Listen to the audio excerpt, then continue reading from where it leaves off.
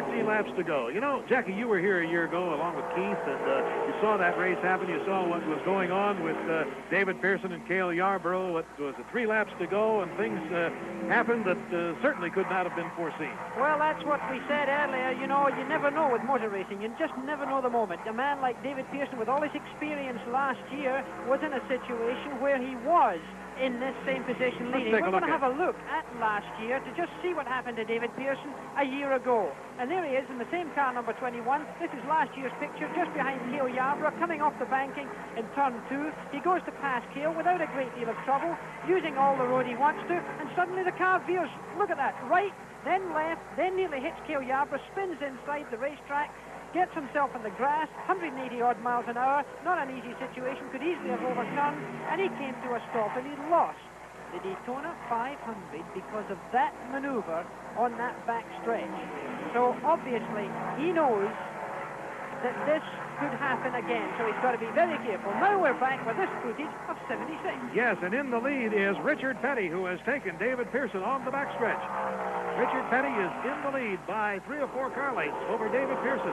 He just came off that 3rd turn and into the 4th turn, and the car is smoking. We may have a yellow here. We may have a yellow if the engine has blown on car number, can't see that, whether it is 95? Is it 95, Jimmy Hurtubise? No, it looks like 95. Yep, Jimmy Hurtubise. Still green on the race course.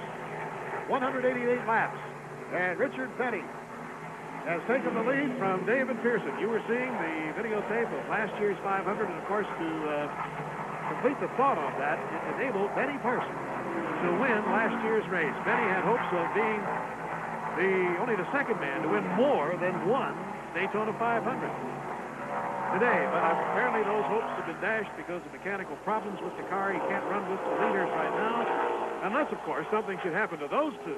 Well, you never know. You know, stranger things have happened. Benny Parsons sitting in 3rd position right now. He's a lap down, but obviously still third is a good situation.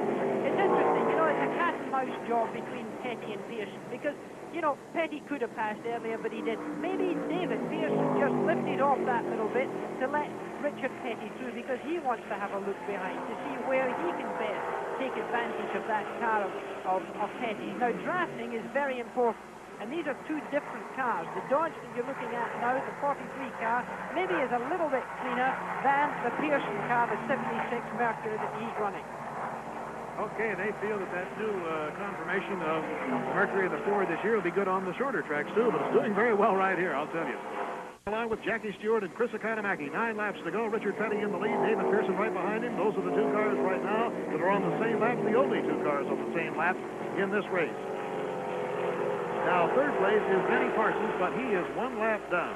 Now, the thing that occurs to me, Jackie, you being a former world driving champion, have to know what's going on in those cars. It looks easy, you know, to go around the course for 191 laps, but the fatigue factor has to be tremendous.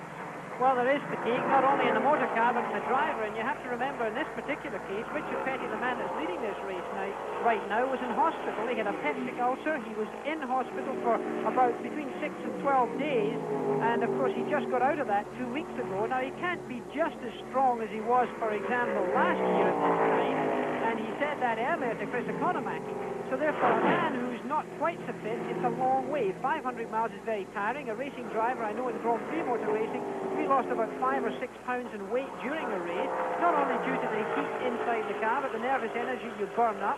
And of course, a driver at that time begins to imagine things a little bit. You sit in that car, as these 2 drivers right now are doing, you feel little strange vibrations, things that perhaps you've just begun to notice because you become a little tireder, or you're looking for things, you're a worrier, you're a pessimist. And if you've got an ulcer, maybe you're a bigger worrier.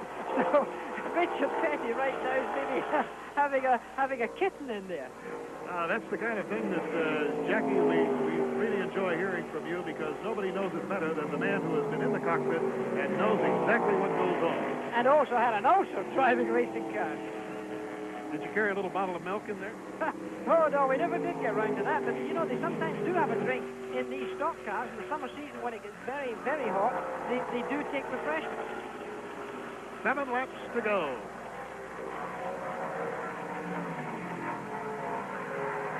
Richard Petty in the lead. And, of course, followed by David Pearson. And just as a question now, sweating it out for these final 7 laps, 6.5 to be exact at this point.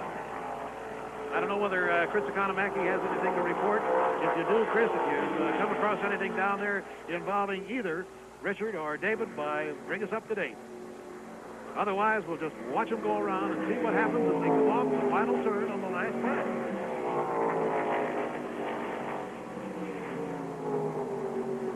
I might mention to you that next weekend, ABC Sports will be bringing you the Glenn Campbell Los Angeles Open Golf Tournament live from the Riviera Country Club in Los Angeles. We begin our coverage on Saturday at 6 o'clock Eastern Time and on Sunday at 5:30 Eastern Time. Prize money, $185,000. First prize, $37,000. And players like Jack Nicklaus and Johnny Miller, Lee Trevino, and, of course, the defending champion, red-haired Pat Fitzsimons. What a victory he had there a year ago. So be sure to join us for the Glenn Campbell Los Angeles Open next weekend over most of these ABC stations.